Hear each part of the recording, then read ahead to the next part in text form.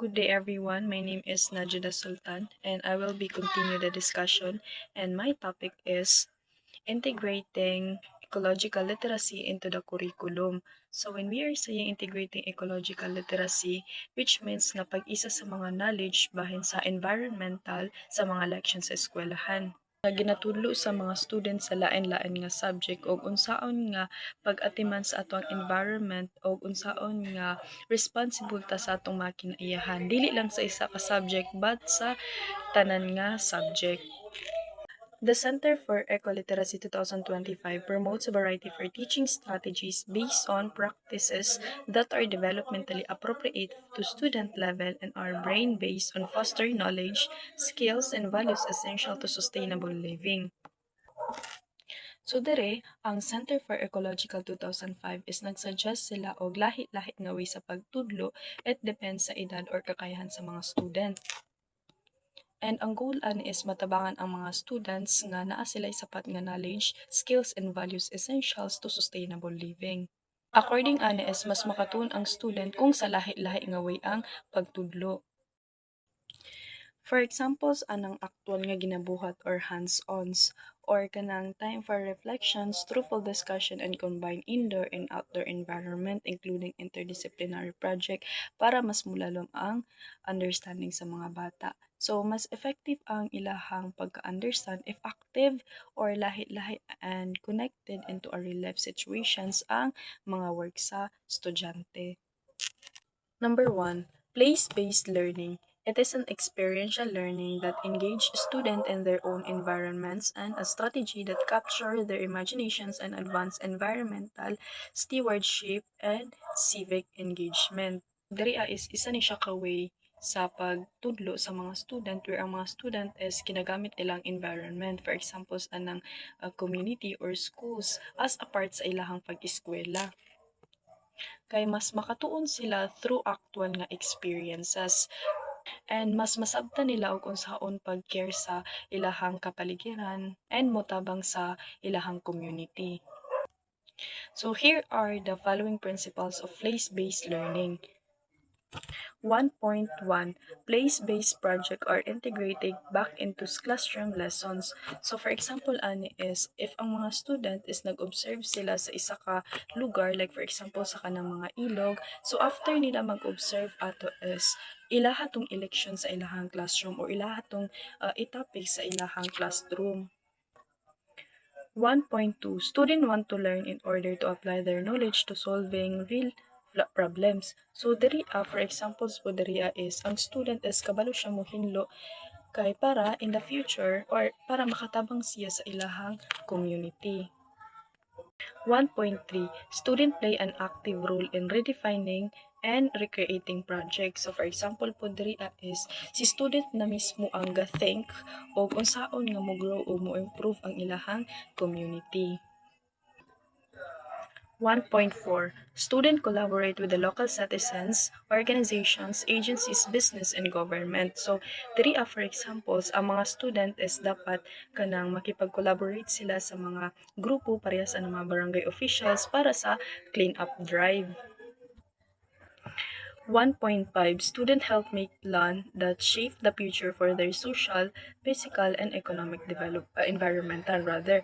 So diri pod is ang mga student pod is dapat gatabang pod sila og hunahuna sa kanang mga plans para sa future for their socials, physicals, and economic environment. And 1.6 students are encouraged to view their community as an ecosystems and to understand the relationship and processes necessary to support healthy living.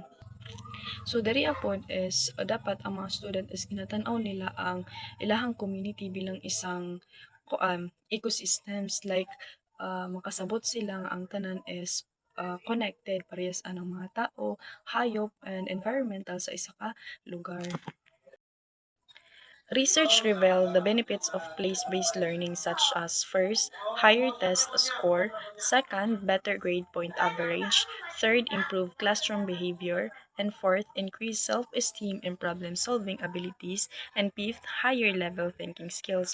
So, na-enjoy ka ng mga benefits ang place-based learning. So, need kayo ni siya nga mga benefits para mas effective ang pagkatuto sa student and mas ma-motivate sila. And then, magamit po nila nga knowledge into a real-life situation.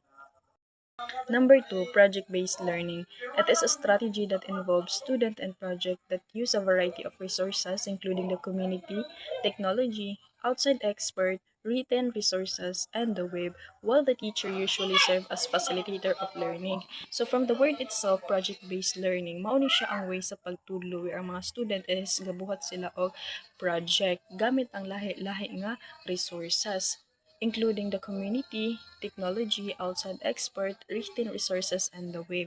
For example, ane is, ang mga student it is nagbukat sila og project about recycle sa ilahang barangay. So, ang ginagamit nilang information is gikan siya sa lahi-lahi nga resources parehas anang internet or ga-interview sila og mga local official.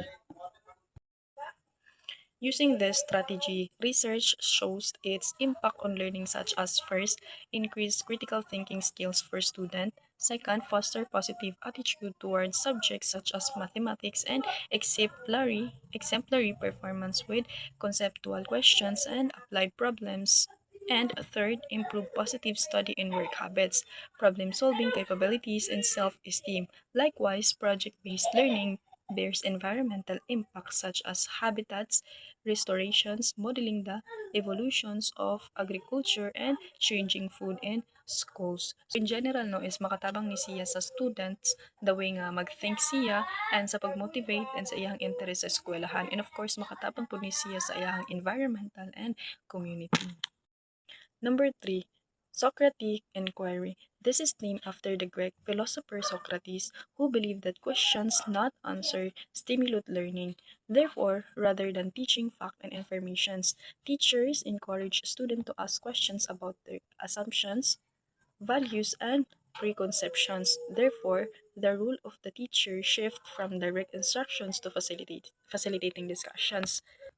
Which means nga ang Socrates inquiry is pagtudlo ni siya nga gikan sa pangalan ni Socrates, isa ka Greek philosophers nga gatuo siya nga ang pag questions not the answer ay mas kapalalim sa pagkatuto sa mga student.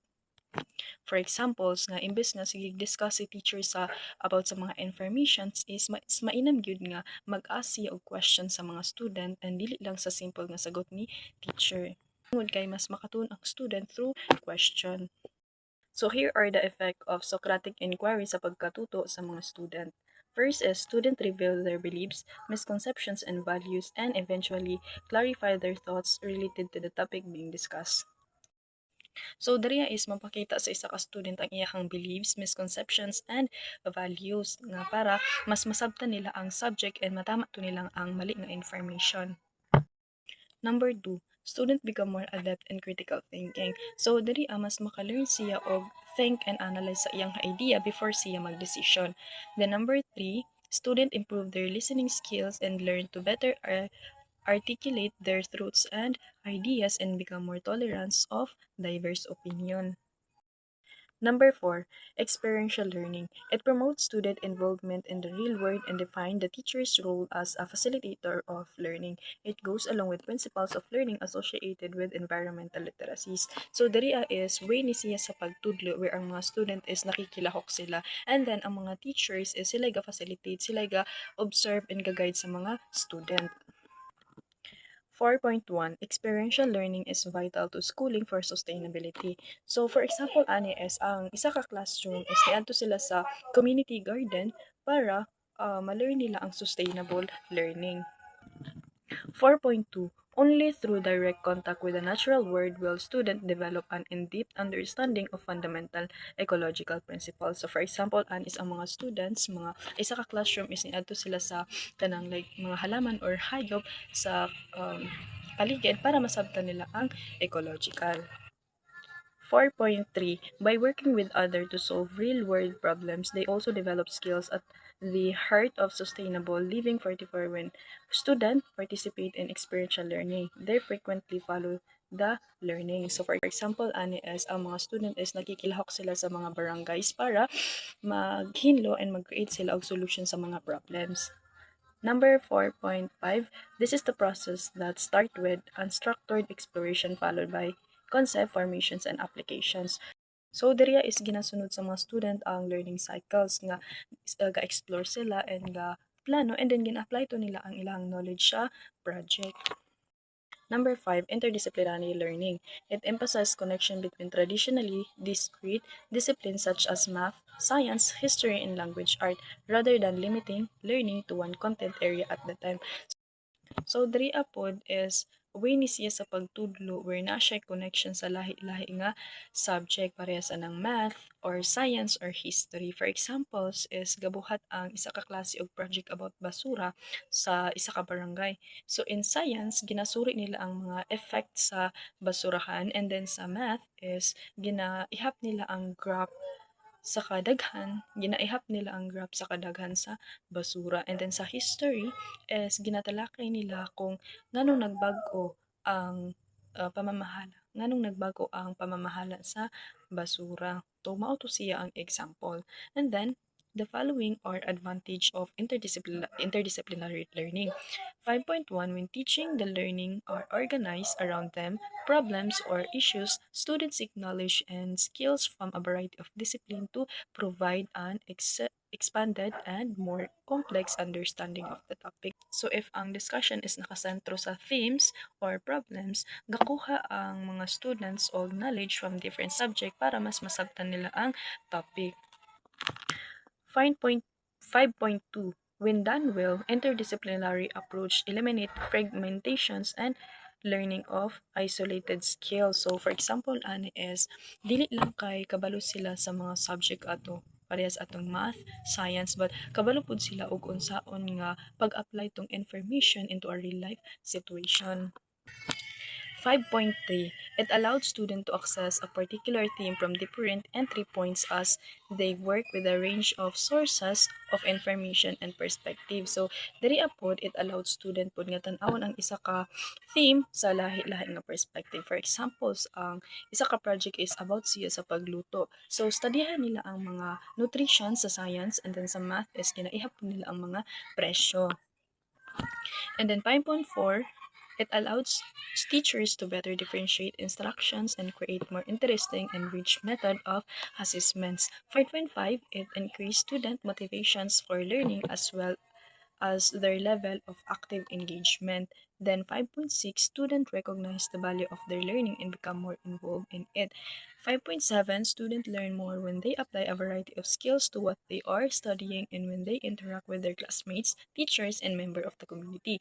5.8, interdisciplinary teaching and learning adheres to the principles that help define sustainable living. So in general no ginapakita ni sa mga teachers nga magtudlo sa lahi-lahi nga way kay motaas man ang interest and active ang pakikipaglahok sa mga student kay mas makatuon sila if ginagamit nila ang lahi-lahi nga experience sa klase sa teachers and sa community. So kani siya nga way sumusunod siya sa mga principles ng sustainable living. And maura na siya ako ang report. I hope nga namoy na learn. Thank you so much.